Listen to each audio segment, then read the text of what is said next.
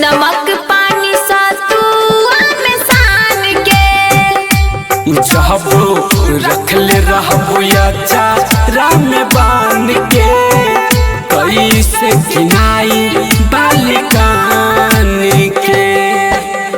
DJ विकास बेतिया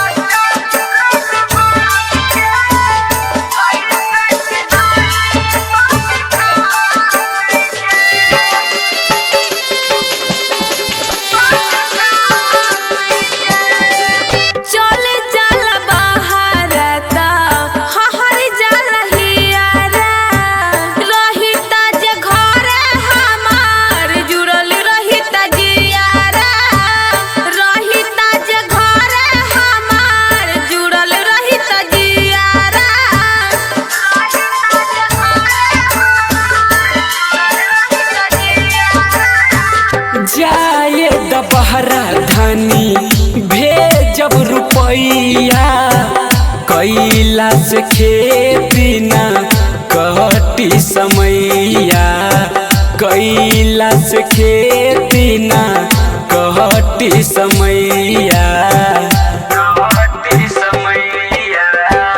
पानी बिना सूखल जाता खेता बाई धान के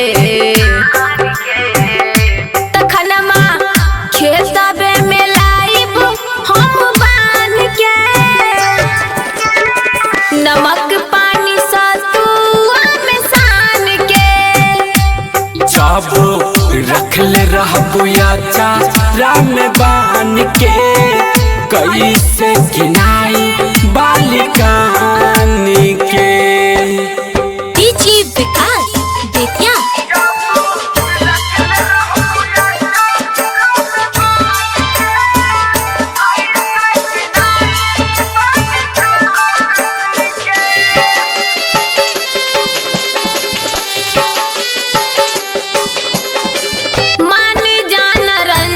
पिया हमार बात के समझत काहे नहीं खा दुख में हर जात के समझत काहे नहीं खा दुख में हर जात के।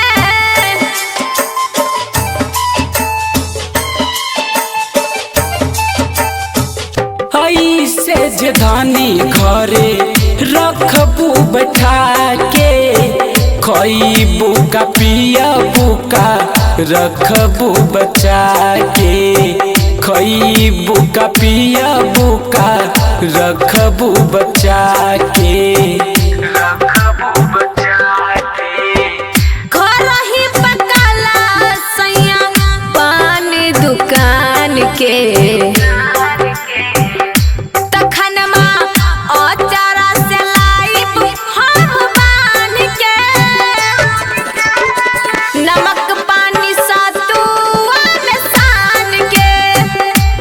जब रखले रहबो अचारा में बांध के कैसे खिनाई